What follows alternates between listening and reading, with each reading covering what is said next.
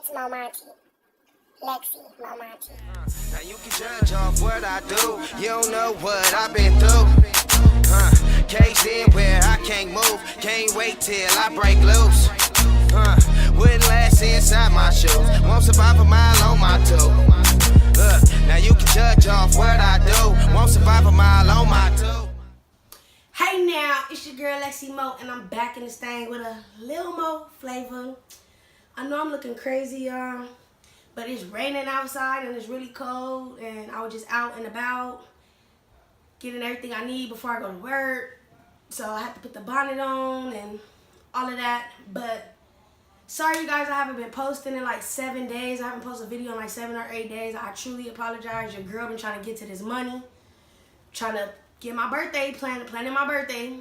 And but before I shower, lay down and get ready to get some sleep before I have to pull this night shift, I thought I should do a story time with y'all, because something happened yesterday and I just kind of feel like I should do a story time because it kind of made me feel some type of way.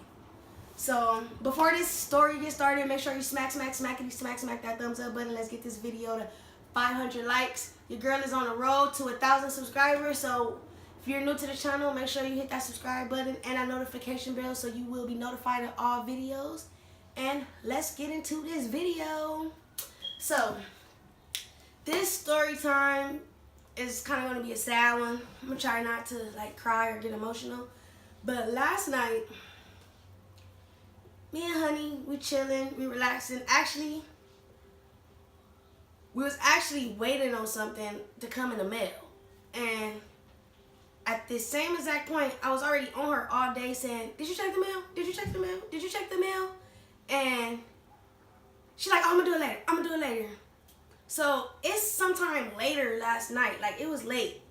And about like 8, 9 o'clock p.m. And I'm like, honey, did you go check the mailbox? Like I asked you to. And she grabbed the keys and like, oh, I'm about to go. As soon as she grabbed the keys and pick it up, we just hear something like, it sounded like clapping, like wood smacking together with each other.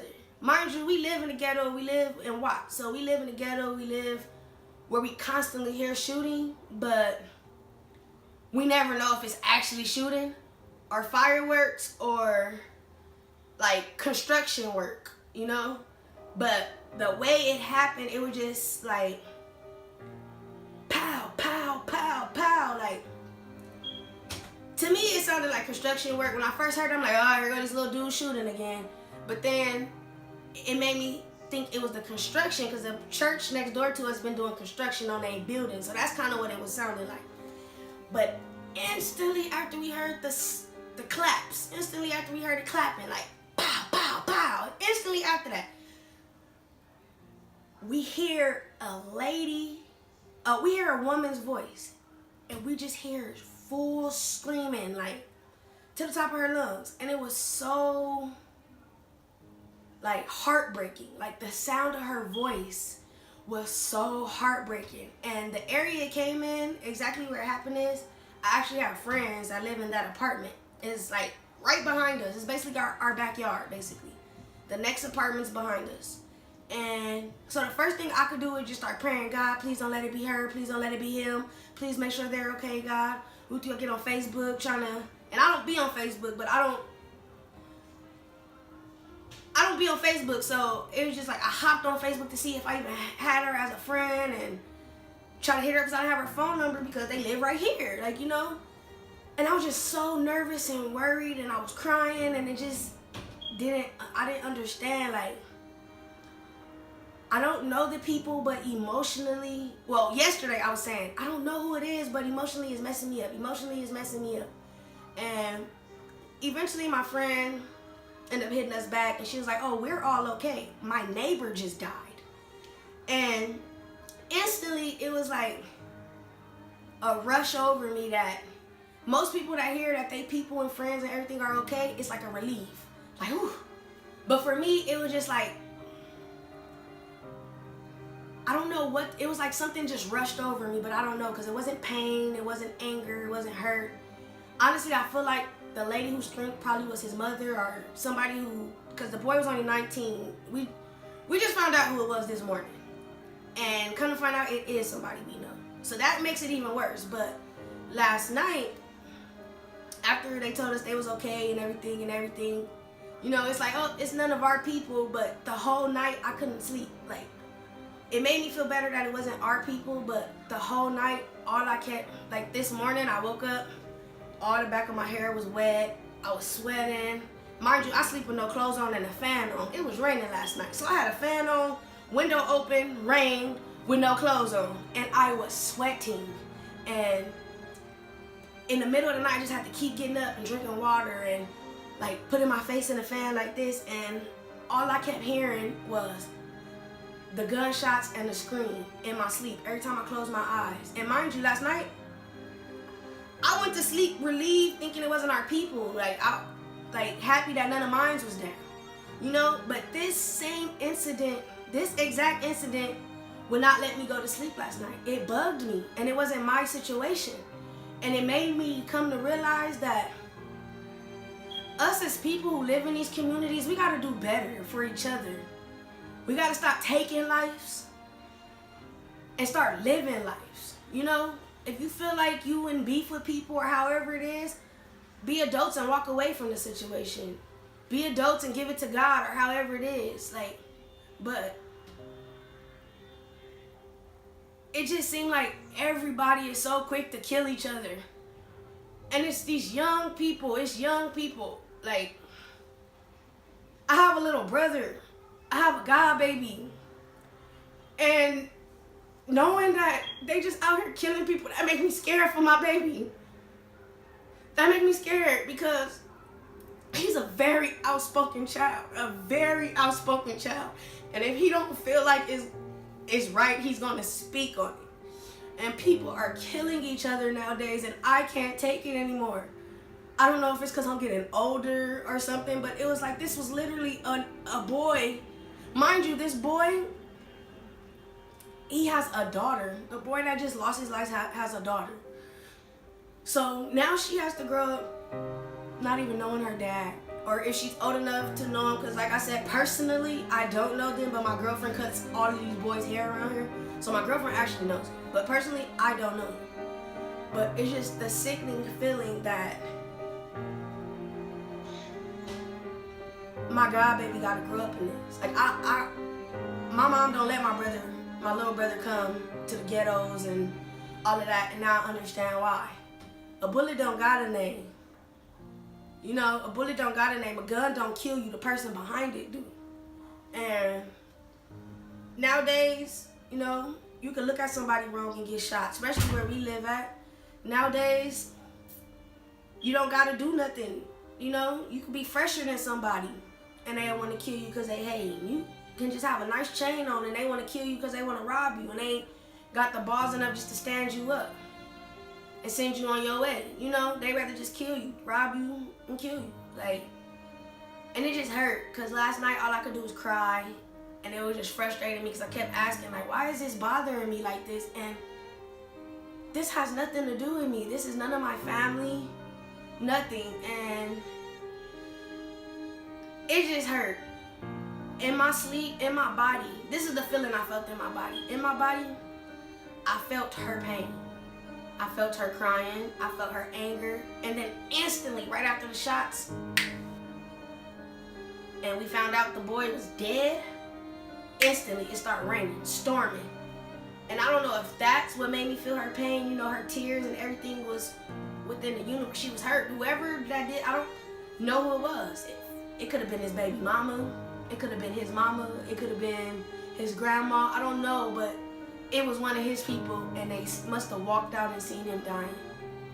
Then the crazy part, the ambulance took about 30 to 45 minutes. Mind you, we got 2 police stations, fire stations, and all of that right here around us in 2 different directions on each end of the, like, each end basically. And they watched that boy gasp for air.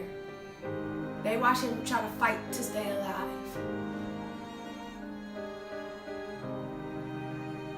And I just needed to get it off my chest. Like, I needed to say it out loud to kind of take some of the pressure off me. Because like I said, I don't know why I feel this way. It has nothing to do with us. This has nothing, I'm not burying none of my people. So it doesn't like really pertain to me, but I feel some type of way. And it probably is because it happened in our backyard. Right here. Right here. Like, right here. That could have been anybody on this street. Anybody right here. It could have been anybody. On this one corner alone, it could have been anybody. And that is horrible to live in. That is horrible to deal with. It's horrible, period. But I just wanted to share the story and how do people cope over stuff like this? How do people get comfortable and used to living in situations like this? My goal is to get out. My goal is not to stay here. Because I don't know. I don't know what I would do if that was my child laying on that ground.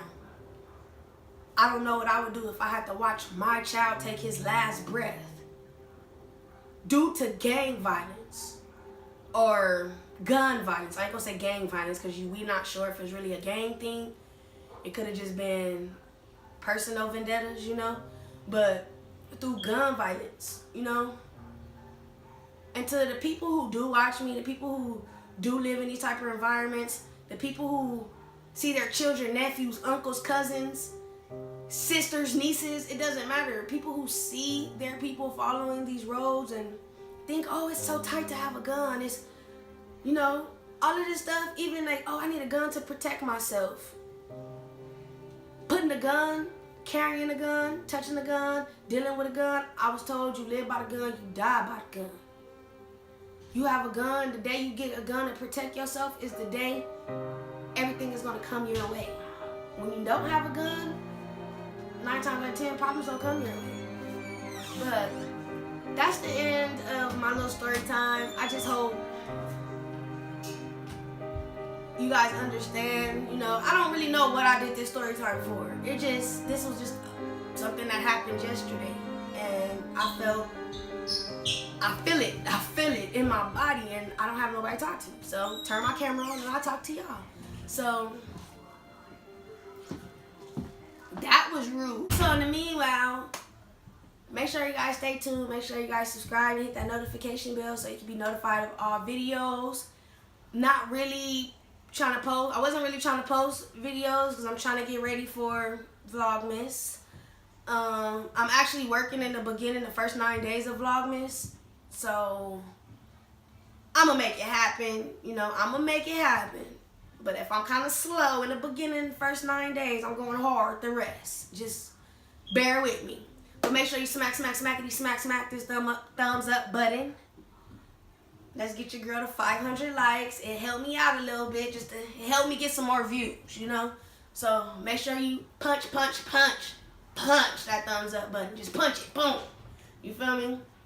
And like I said, make sure you subscribe, hit that notification bell. Don't forget to drop that hashtag #MoPosse. Let me know a part of my posse. Let me know a part of my team. Let me know a part of my family. And I just hope all of you guys are out here being safe and living life, you guys. Just live life as well as you can, because no day is promised to us. No day is promised to us, and none of us know our expiration date. None of us.